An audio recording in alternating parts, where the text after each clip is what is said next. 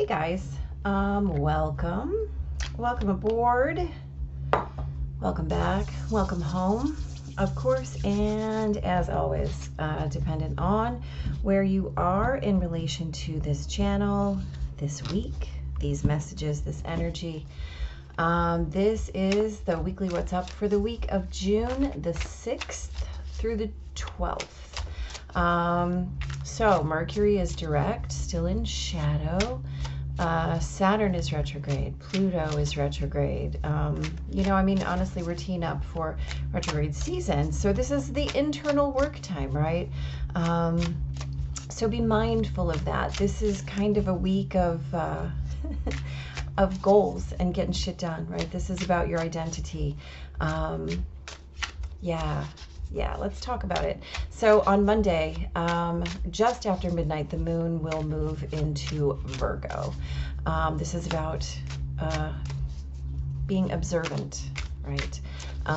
It can also indicate some kind of, you know, like tendency to be hypercritical around your feelings. It can also add to this energy of self-improvement, right? Because Virgo is all about health and habits and really being the best that you can be.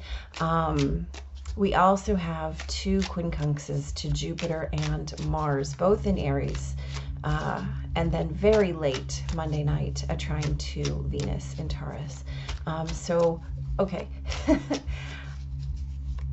Thinking about your identity through the lens of your healing, right?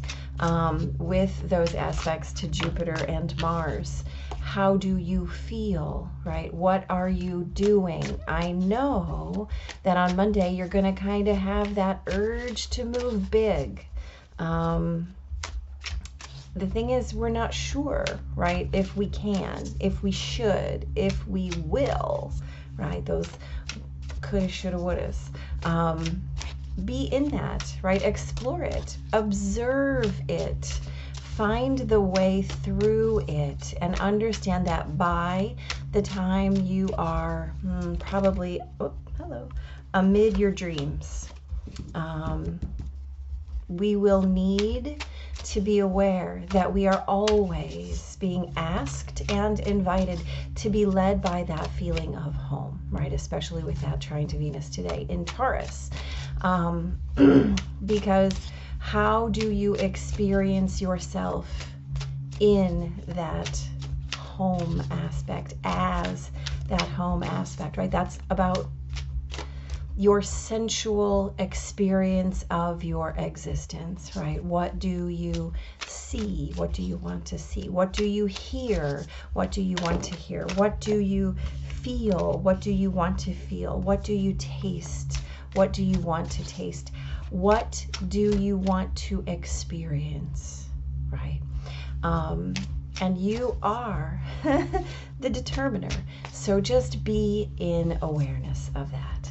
On Tuesday, that Virgo moon, early, she quincunxes Aries in Chiron. Hello. She trines Uranus and squares the sun all before coffee break, okay? So you may feel a little bit stalled out. Now, here's what I'd like to say. Instead of, wow, look at this. Okay. Instead of feeling stalled out, or instead of claiming it as being stalled out, use that time to reassess, right? We have a Virgo moon until Wednesday morning. Use that time to reassess, right? Use any slowing in terms of progress to evaluate, and evaluate not just your trajectory, but the intentions behind your trajectory, right? And be okay with who you are in all of those scenarios, whether you're in action, whether you're in stillness, whether you're in assessment, whether you're in getting shit done. Be okay with who you are in each and every moment. Wow. Well, we're just gonna let it ride. If the star wants to come out, she will. On Wednesday, We have a quincunx to Saturn in opposition to Neptune, 2 trines, right? Beautiful grand Earth trine with Mercury and Pluto. And then the moon moves into Libra. Again, well, she's close, right? All before coffee break. And late in the evening, we have a moon opposition to Jupiter. Here's the deal. This grand Earth trine, root, ground, right? Feel yourself as solid. Do not get ahead of yourself. This opposition to Jupiter and Neptune, by all that is sacred and holy, I implore you to keep to your plan, right? Keep to your planning, especially with Saturn in retrograde and Pluto in retrograde, right? We're talking about the lords of karma and time. And transformation, right? Just keep to your plan, keep to your plan, keep to your plan. Later, right, after the moon moves into Libra, you're going to feel an urge to collaborate, right? To invite the opinions, and you're going to want to bounce your own original ideas off other people. Here's the thing. Later in the evening, that opposition to Jupiter is going to intensify that. Again, stay in your lane. Keep to your self-care plan, right? The whole point of self-care is that it is self-care. Be mindful of your boundaries. Be mindful of your boundaries. Be mindful of your boundaries. On Thursday, right, we have an opposition to a moon opposition to Mars. Remember, the moon is in Libra now. So, yeah. Also an opposition to Chiron. Quincunxes to Venus and Uranus, both in Taurus, and then a trine to the Sun. Begin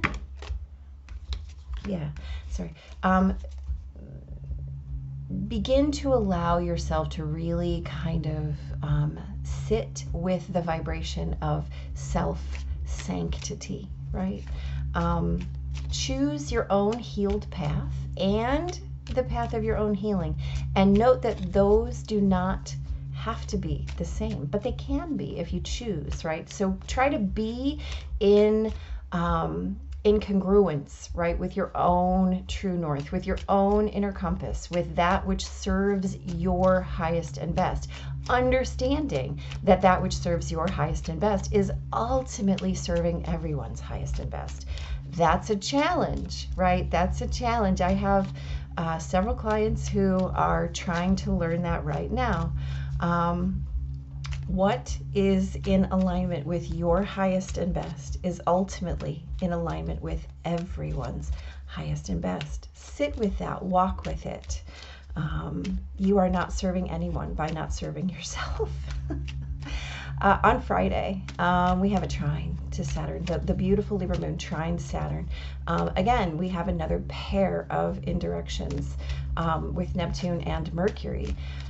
A square to retrograding Pluto, right? And then in the afternoon, the moon will move into Scorpio and Mercury will trine Pluto. So you might feel grounded. You might feel really disconnected. You might feel a little bit dissatisfied, right? Ask yourself, where am I holding back? What have I left unsaid? What have I left undone?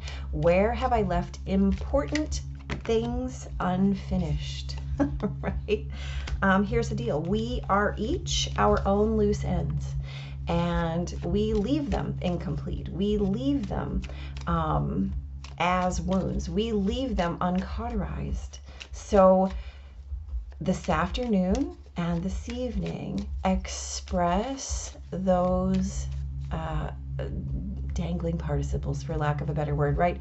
Again, we talk about Saturn as being that energy that will utilize anything you left out in the yard. Clean up your yard, right? Clean up your yard. Whatever it is, like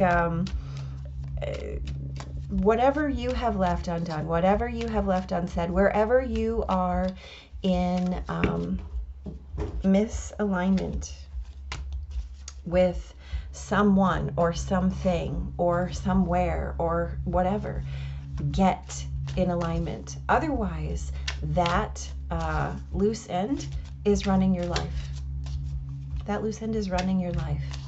And that is no way to be, right? We can't live in our rearview mirror. It's unhealthy. It creates attachments, and it leaves you unavailable. Uh-oh, where did it? Oh, look what I've done. Did I do that or did it fall? I'm so confused. Well, we're gonna let it be, y'all. That's just how we roll up in here. Okay. Anyway, your unhandled extras, your rakes and shovels out in the yard are running your life, and whether or not they ruin your life is up to you. Yeah, so Friday is the day. That's the hot day of the week, right? Turn up your own fire and get your business done. On Saturday, the Scorpio moon, you hear me? Scorpio moon, again, we have 2 indirections. Everybody this week, okay. Jupiter and Saturn, or Jupiter and Mars again, right? Yeah, you guys, I pulled 2 oracles out this week, and for no good reason, and we're gonna use them both. Yeah, and look at the card that is asking has already fallen, so we're just gonna take it. There we go. Okay, sorry. Saturday. Venus conjuncts Uranus in Taurus, y'all. That's a big deal under a Scorpio moon, isn't it? That's quite an axis of energetic. And then we have yet another moon in conjunction to Chiron. And then we have a pair of oppositions. The moon opposes Uranus, and then Venus, of course, in conjunction, right? So, wow. So you might witness a very sudden shift, right? This is a day to react in such a way that you know your life is shifting. Your life is changing. You have to mind your everything. Be on, I don't want to say on guard or on alert, but be in awareness. Be very, very mindfully present on Saturday, right? With this Venus conjunct Uranus, and then this giant pair of double really big aspects that quincunx to Jupiter and Mars, right, which is about getting shit done, and that opposition to Uranus and Venus, which is about how you shift and change your concept or location or circumstance or situation regarding what you witness as home. Mind your everything, because there could be minefields, tiger traps. And I don't mean that in the trappy sense. I mean that in the very real and present way that what you come into awareness of, or what you do or what you say, can really change the course of your life on Saturday, right? On Sunday, the Scorpio moon is indirect the sun, squaring Saturn, which is retrograde, trining Neptune.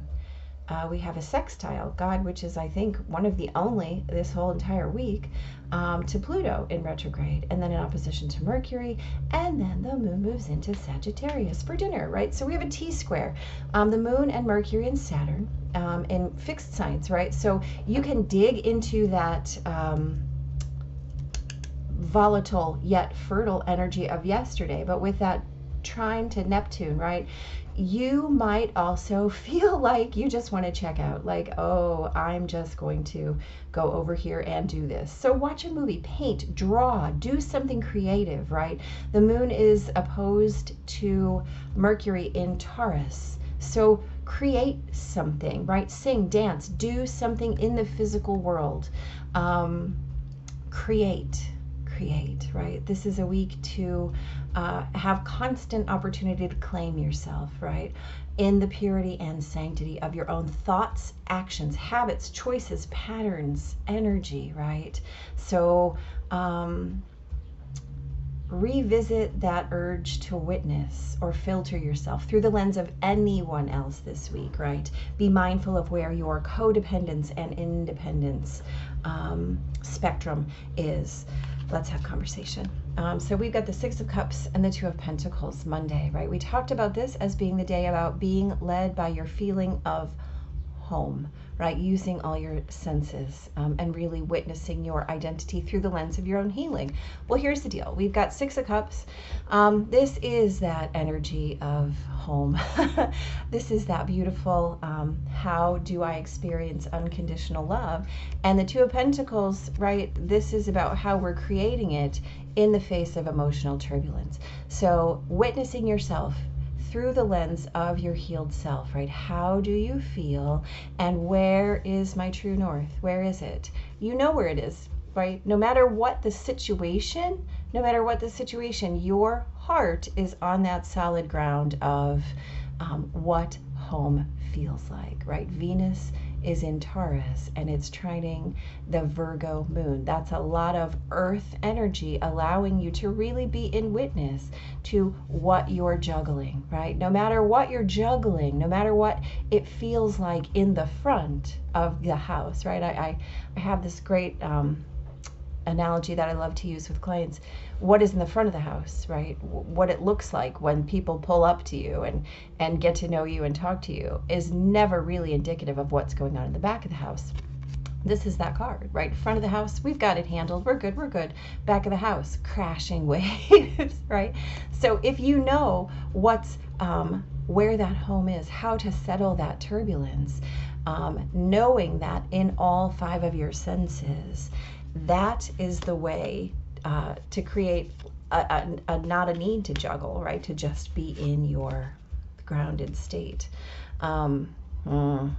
Thursday.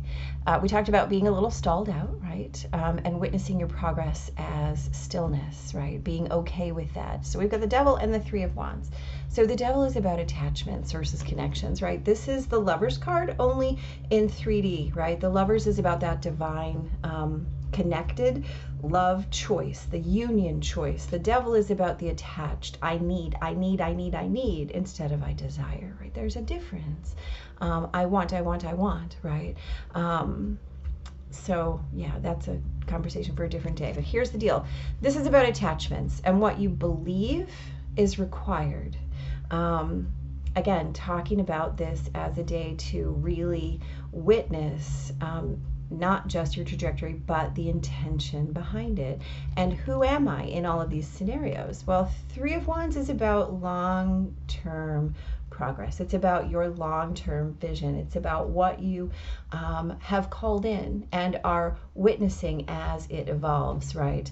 The Three of Wands is that trusting your long game, right? And so in your attachment, there's no room for trusting your long game. There's no room for trusting your long game. But if you're looking up instead of right in front of you, and that's a challenge, right? You have to witness who you are in all those scenarios, not just who I am right here in this moment, but how I'm becoming into the next moment, right? Because we exist in all of those dimensions. We exist in all of those planes, and you can choose which one your attention is on, right? You know what you're calling in. You know what you're calling in and where you are in relation to it, right? Are you choosing the emotional turbulence, or are you choosing that true north, that expanded version of what you desire, right? What is good and good for you? Well, I mean, let's look here. So on Wednesday, we kind of talked about this as that beautiful grand earth trine day, right? About how you want to collaborate with others, but you really need to be mindful of your own self-care. And this is perfect that we have the King of Cups, right? This is mastering your own emotional environment. This is understanding that you are your own satisfaction, and understanding that you are in control of how and when and where you choose your emotional state. The sun, this is beautiful energy, optimism, positivity. This is really not just expecting the best, but knowing what the best is and knowing how to recognize it when it arrives. Definitely stepping up from that shackled feeling and into the expanded state of what is my satisfaction, what is my fulfillment, what is my contentment, and understanding that you're already there, right? You're already there, and the way to get there is to be filling up your own cup all the time. On Thursday, right, we talked about this as the day to really begin to be drawn back into your presence of self-sanctity, right, and being in congruence with your true north, with your inner compass, with your own highest and best. Well, here's the deal. The king is that mastery energy, and the queen is the embodiment energy, right? So this is the idea of emotional fulfillment. I understand what it is, and I understand that I'm choosing it, right? But this is really diving in and being that. So look, we have a divine pair, and we have the sun and the moon. Now, we have the sun with the king, the moon with the queen. So let's just witness how we're choosing, right, ourselves, and witnessing that emotional fulfillment as that which lies hidden sometimes, but again is always available to be chosen, right? The sun and the moon don't exist. Well, let's change that. The moon does not exist as we are able to witness her without the sun, and the sun is what lights the moon, right? Their interdependence is huge. And for a week that the theme is codependence and independence, the fact that we have these two giant pairings of interdependence in the middle of the week, right before we get to that Friday day, which I told you is a very hot day, it speaks to the way that you embody the totality, right? The divine masculine, the divine feminine, the external, the internal, the inner and the outer, the up and the down. All of those things are asking you, find your center in the compass points, and understand that when you're looking at the compass, true north is not just one direction, right? We are multi-directional, multi-dimensional beings, and so what you're creating is not just this flat earth. Let me create from this I want consciousness. No. We get to create on every dimension, in every plane, on all the levels, all the time, right? All the time. Whether you see it or not, you're doing it. On Friday, hot day, right? Okay, we've got the King of Pentacles, we've got the Nine of Wands. King of Pentacles, this is that energy of really, really being in creation, right? Again, what have you left unsaid? What have you left undone? What have you left unfinished? The Nine of Wands is literally the energy of, man, I am just worn out, right? So if we're talking about this as a day of creating your own dissatisfaction based on what you've left laying out in the yard, and look, you're tired of it. You're tired of those things that you know are there. They wear on your inspiration. They wear on your motivation. They wear on your ability to be passionate and inspired and full in your present moment. They wear on your ability to be grounded and centered and focused as a master manifester. Instead, you're worried about what you left out in the yard. Clean up the yard. Clean up the yard. Clean up the yard, and you don't have to walk around it looking at all that stuff anymore. Clean up the yard and you get to be the king, right? You have access to all of your resources simply by taking assessment and cleaning up your yard. Seven of Wands, King of Wands. This is, again, you know, a little bit hotter. So this, we're talking about sudden shifts, right? A day to react in such a way that you know you can change your life. The Seven of Wands is, what are you defending? Again, we're kind of backpedaling, right? This guy's tired. This one, she's ready. She's ready to defend what she's inspired by, right? What she is the master of in terms of her intention, in terms of her juice, right? Wands are about the juice, the spark, the passion of your life. This day is a mind your everything day. Not only must you be in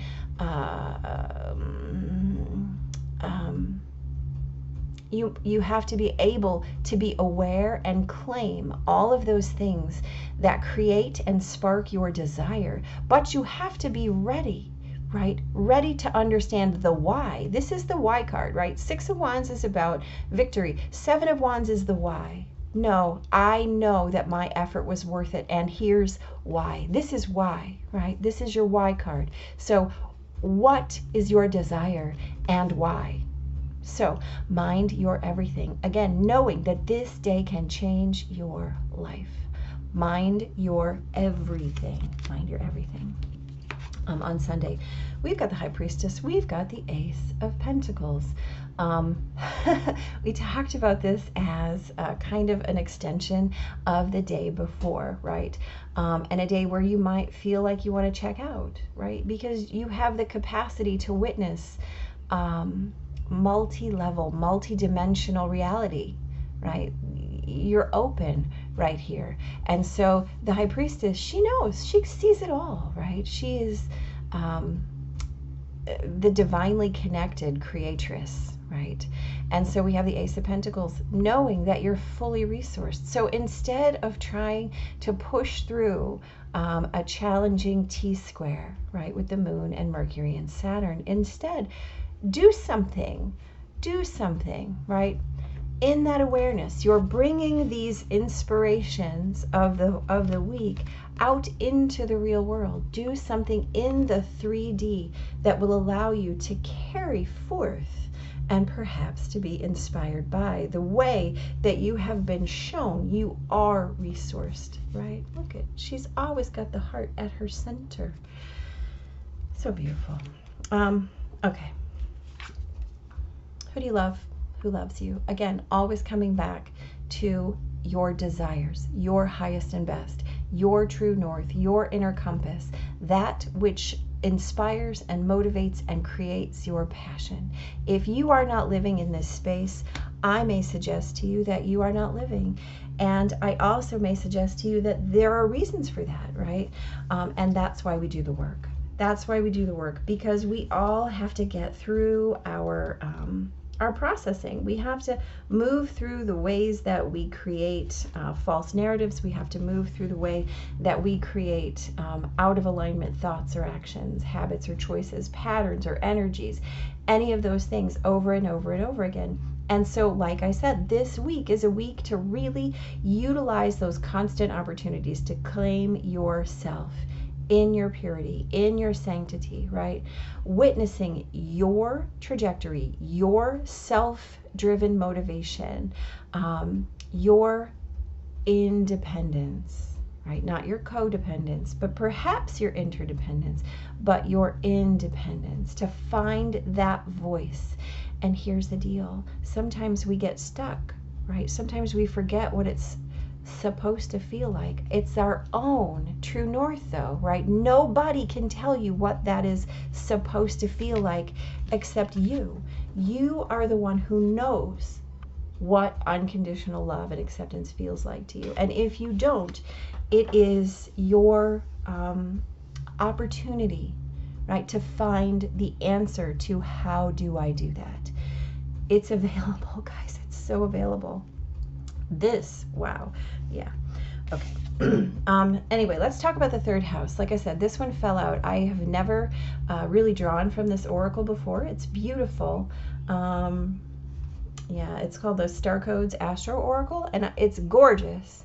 And this just asked to pop out. It actually popped out when I shuffled twice, so we're just gonna roll with it, right? And assume that that third house communication energy is really what we're supposed to be mindful of. So let's have this conversation. Check the lines of communication and your thinking process. Repair any technical glitches like loose wires or computer phone problems. Then take this metaphor a step further and look at how your messages are sent or received. Make sure you understand what was intended in a letter or email you received. Ask other people what they heard you say in an exchange. And when in doubt, ask for more information and repair any miscommunication. Then take this metaphor in-house. This is so funny to me. And look within. Notice the quality of your thinking, repair glitches, stretch your mental muscles, and improve the quality of your communications. You may need to learn new ways to express yourself so that others hear your true intentions. Think about how you learned to communicate growing up, like your relationships with siblings or friends. Investigate how those early relationships formed mental habits that affect your present moment. You may need to get out of your head and get a fresh perspective. Observe and test your assumptions. Check for confirmation bias, which is the tendency to believe anything that supports your opinion and reject new information that challenges your worldview. Wow. Yeah, chatter is not the same as communication. Rivalry can challenge you to grow in small doses, but don't let it distract from your self-direction. Stay on target. We are all connected in the eye of spirit. Let that sink in. So now I completely understand, because this is about being your own source, right? Your own source of communication, of being your own wellspring of what your feelings are, of being your own direction, your own trajectory setter, right? And listen, you guys, come on, this is the most amazing stuff right here, right? The King and Queen of Cups, again, the divine pairing, the sun and the moon. Y'all take that for whatever you want, because that's amazing. And if we want to talk about it further, we can. That's phenomenal.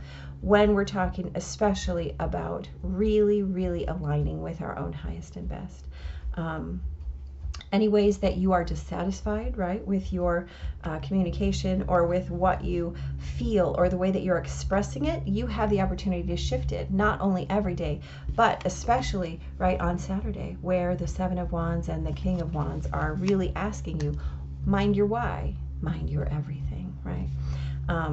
Beautiful, absolutely beautiful. Yeah, kind of like it. Let's check out our luminous warrior, shall we? He's fabulous. Let's see what he's got to say. I'm interested.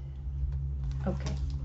The luminous warrior has no enemies in this world or the next. He is impeccable in word and deed. He focuses on his light rather than on what hides in the darkness. Since he casts no shadow, he is as radiant as the sun and can transform his most terrible enemy into his ally. His power comes not from the sword, but from speaking his truth at all costs. Look, this is more communication, right? The luminous warrior reminds you that it is important to focus on your power, wisdom, and beauty. Do not be seduced by what seems wrong with you or the world. Remember that intention follows attention. So feed your light with more light until you feel truly empowered. Then there will be little need for action, as you can resolve all situations from within. Focus on your self-care. Focus on your highest and best, right? Yeah, right. We talked about choosing your own healed path and the path of your own healing, and understanding that your highest and best is ultimately the highest and best for everyone, right? Are you being tempted by your emotions to follow your lower instincts? Are you? Good question. Good question. Are you being invited into a quarrel with someone? Put your sword away. Do not act from a place of anger that will damage your relationships. Yeah, and hurt the ones you care for. Find the truth in hiding your heart that will find the truth hiding in your heart that will affirm your instinct for peace rather than for war. Now, we know, or maybe we don't, that in Eileen land, I have an aversion to the concept of warrior and war, right? I believe that you can advocate for peace, that you can act for peace without claiming the idea of war within that. And so, right, while we talk about warriors of light and luminous warriors, right, if we don't cast a shadow, I don't believe that we are at war with anything. I don't believe war is a concept, but that's, again, another concept for another day. I'm communicating far, far more than I planned. So we'll drop it there. We'll leave it there. Always, right? This is where it comes back to every single time. Who do you love and who loves you? And how can you be in communication to create more of that? Well, guess what? This week you were given that answer. Who do you love and who loves you? Right? Who do you love? How do you know? What are you holding on to? What are you planning? Where do you want to end up? And is it based on your attachment or your connection? That's always a great question. How are you creating it? How are you creating from your heart? What are you holding on to that's no longer serving you? What are you holding on to that's holding you back, right? And how can you become simply a conduit for your own divine connection, understanding that you are fully resourced in every moment, right? Be in communication with that. Be clear. And it's not just about what you speak into the world, it's about what you speak into your own being as well. Your path is the healed path and the path of your own healing. Don't forget that, right? Anyway, big giant blessings, guys. Be in mindfulness of your independence, your codependence, and your possibility of interdependence, right? Synergy is always the best, the best way to approach it once we do the work. So, big blessings. Take care.